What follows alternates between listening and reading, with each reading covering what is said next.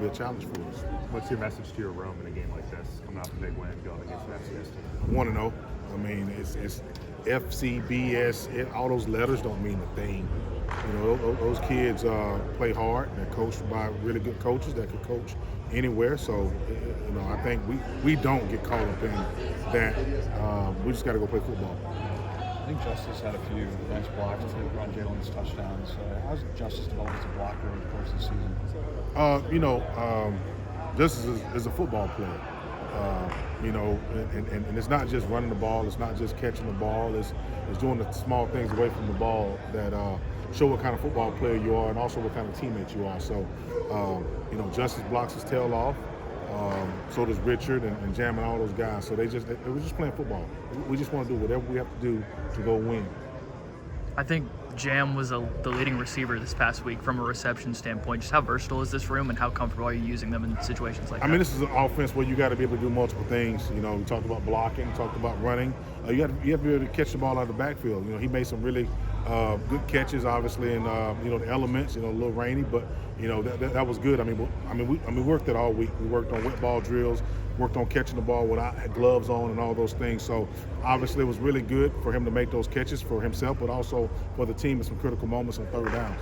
You mentioned being 1-0 this week, just as the mindset. Have you seen that from this group? Are you Yeah, satisfied you know, with that? I mean, it's not just this week. I mean, it doesn't matter who we play. You know, it really doesn't. You know, and that's what we've told these guys is that, you know, the scoreboard doesn't matter. You know, the standard of how you play has to matter more than who you're playing. So these guys have had a good prep so far this week. Obviously, we got to continue going against a really good team. You know, but they've studied these guys just like they studied LSU, like they studied Georgia and Tennessee. So, I mean, it's a nameless opponent, and you have to respect them.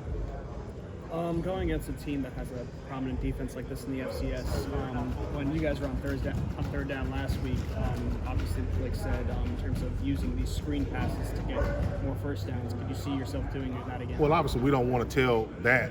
You know, obviously, we didn't come in here last week and tell you that we were going to do some of that stuff on third down versus LSU.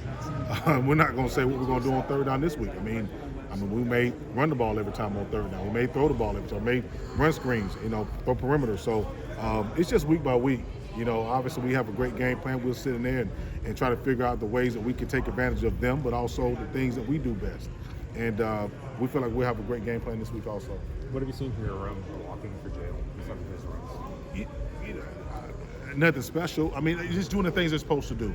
And I know you got to write an article and figure out some things to put, but they're doing the same things that we've been doing all camp, and getting in front of defenders and putting our hands on them and trying to move them. With Richard being able to get in the game, score a touchdown, just what have you seen from him from a patient standpoint, sitting behind guys, and just his mentality? Richard's just doing exactly what he's supposed to do, and I think I saw his interview yesterday, and that's what we preach all the time. It's just when his time comes, he has to go make plays, you know, but there's not a big celebratory thing that we did for him. He's supposed to go in there and make plays. You know, he was supposed to go in there and find an open lane. I mean, they blocked the cave down the left side. He found a crease. He was supposed to go get behind his pads and run a defender over. You know, so, and Kevin Riley can do that. Daniel Hill can do that. I mean, that's why you hear at Alabama. So when he did that, obviously we're excited for him, but we weren't surprised. And he's not surprising himself. And I think it's kind of funny that sometimes it's kind of like, oh, can he do? Yeah, he can do that.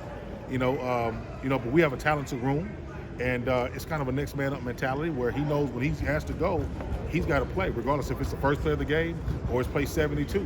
He better go in there and play the way we know he can play as a group. Robbie was talking, and he said that last year he had a play lined up where he was going to get the ball as a